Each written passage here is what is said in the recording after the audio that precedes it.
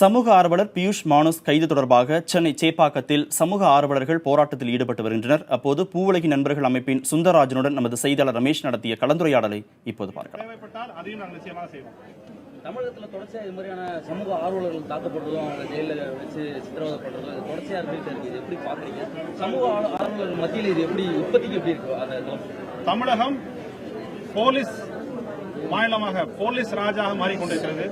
ஜனநாயக பண்புகள் கொண்ட ஒரு மாநிலமாக இருந்த தமிழகம், இந்தியாவின் முன்னோடி மாநிலமாக தமிழகம் இன்று முழுவதும் காவல்துறையின் கட்டுப்பாட்டுக்குள், காவல்துறையின் அராஜகத்துக்கு கீழ் செயல்பட வேண்டிய ஒரு சூழ்நிலை தமிழகத்தில் உருவாகியுள்ளது. இது நிச்சயமாக அச்சுறுத்தக்கூடிய செயல். மக்களுக்கு ஜனநாயகத்தின் மீது நம்பிக்கை இருக்கும் வரைதான் அரசாங்கமும் வளர்ச்சியும் இருக்கும்.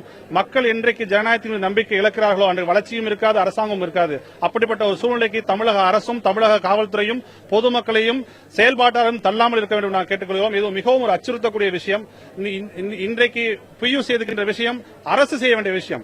அரசுக்கு பதிலாக செய்திருக்கிறார். இதுக்கு அரசு அவருக்கு பாராட்டி பதக்கம் கொடுக்கவில்லை என்றாலும் கூட தனிமைச் சிறையில் அடைத்து 25-30 நபர்களை வைத்து தாக்குவதை எந்த விதத்திலும் ஏற்றுக்கொள்ள முடியாது, வன்மையாக கண்டிக்கத்தக்கது.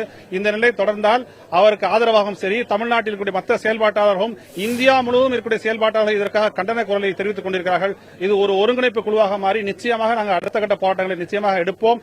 இது பியூஷ்க்கு நேர்ந்தது என்பது பியூஷ்கான மட்டுமல்ல, எங்கள் எல்லோருக்கும் எல்லோருக்கும் நிகழ்ந்தது என்பதை நாங்கள் உறுதியாக நம்புகிறோம். அடுத்தது யாரெல்லாம் நீங்க எந்தெந்த அமைப்புகள்லாம் ஆதரவு தெரிவிச்சீங்க? இன்றைக்கு தமிழ்நாட்டில் செயல்படக்கூடிய அனைத்து சுற்றுச்சூழல், மனித உரிமை அலுவலர், ஆபீஸ் அசோசியேஷன்ல ஆரம்பிச்சு எல்லா அமைப்புகளும் இதுக்கு ஆதரவு தெரிவிச்சிருக்காங்க. இந்த ஆதரவு பெருகிக் கொண்டே இருக்கிறது. இன்றைக்கு இப்ப ட்விட்டர்ல கிட்டத்தட்ட 10,000க்கு மேற்பட்டோர் ட்ரெண்ட் பண்ணிருக்காங்க. ஆன்லைன் பெட்டிஷன்ல பல்லாயிரக்கணக்கான மக்கள் சைன் பண்ணிருக்காங்க. இந்தியா முழுவதும் உள்ள மேதா பட்கர் உட்பட இந்தியா முழுவதும் உள்ள பல்வேறு செயல்பாட்டாளர்கள் பியூஷ்கா குரல் கொடுத்து கொண்டிருக்கிறார்கள். விழுப்புரியோட மேட்டர்ல இவர் மன்னிப்பு கேட்க வச்சாரு காவல்துறையில, அந்த ஒரு காரணமா சொல்றாங்க. அது நீங்க எப்படி பாக்குறீங்க? இல்ல, அப்படிதான் எங்களுக்கு சந்தேகம் இருக்குது. அதாவது இது எதுவுமே உறுதி செய்ய முடியாது. ஆனா ஏன் இந்த அளவுக்கு காவல்துறை மூர்க்கமா நடந்து கொள்ள வேண்டும்? 2 பேருக்கு ஏன் பெயில் கொடுத்துட்டு ஒருத்தருக்கு ஏன் பெயில் கொடுக்காம இருக்காங்க போன்ற பல்வேறு கேள்விகள் இது இருக்கிறது. இது வெறுமன வினுப்பிரியா விஷயம் இருந்தாலும் பல்வேறு பெரும் நிறுவனங்கள், இப்ப கெம்பிளாஸ்ட் மாதிரி, வேதாந்தா மாதிரி பல்வேறு நிறுவனங்களுக்கு எதிராக பியூஷ் போராடி இருக்கிறார். பல்வேறு அரசு அதிகாரிகள், மாவட்ட ஆட்சித்தலைவர்கள் உட்பட பல்வேறு அரசு அதிகாரிகளுக்கு எதிராக பியூஷ் குரல் கொடுத்திருக்கின்றார். அவர் செய்த தவறை வெளிக்கொண்டு வந்திருக்கிறார். இது ஒட்டுமொத்தமாக பழிவாங்கும் நடவடிக்கையா நாங்க பாக்குறோம். யாரெல்லாம் அடிச்சதா அவங்க மனைவி சொல்லிருக்காங்க. அவருக்கு அடையாளம் தெரியல. ஏன்னா அது ஒரு தனி சிறை. அது 25-30 பேர் அடிச்சிருக்காங்க. அது யாரும் அடையாளம் கண்டுபிடிக்க முடியல. ஏன்னா அவர் காவல்துறையில இல்ல சிறைவாசிகளா அவருக்கு தெரியல. ஆனா 25-30 பேர் அடிச்சது சொல்லியிருக்காரு.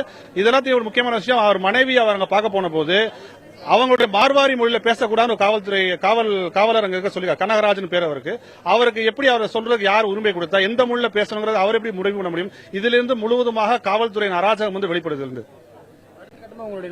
நாளைக்கு பெயில் பெட்டிஷன் மூவ் ஆகிறதுக்கு அப்புறம் அதுக்கு ரிசல்ட்ஸை பார்த்துக்கிட்டு நாங்க அதோடைய அவுட்கமை பார்த்துட்டு நாங்க பல்வேறு ஆக்டிவிஸ்ட்லாம் சேர்ந்து அடுத்த கட்ட நடவடிக்கை முடிவு பண்ணுவோம்.